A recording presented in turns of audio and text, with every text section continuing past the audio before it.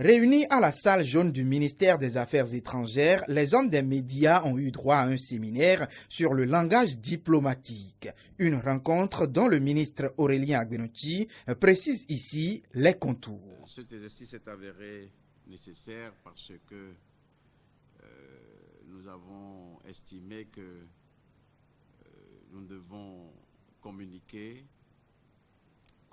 davantage. Et pour mieux communiquer, il est important que nous outillions les professionnels des médias qui ne sont pas forcément des spécialistes du domaine qui est le nôtre, que nous puissions partager avec eux les concepts, que nous puissions partager avec eux un certain nombre d'us et d'usages qui sont du domaine de la vie ou de l'action diplomatique. Plusieurs cadres du dit ministère, dans la peau de communicateurs, sont passés à la tribune pour échanger, expliquer et élucider des concepts, des thèmes et bien d'autres. Parlez-vous diplomatie, les nouvelles orientations de la diplomatie économique et le Bénin dans le monde sont entre autres les grands thèmes développés. Et parlant de concepts, Sam Will Dandagi, un des cadres du ministère, nous parle de la différence entre ambassade et consulat général. Une ambassade est dirigée par un ambassadeur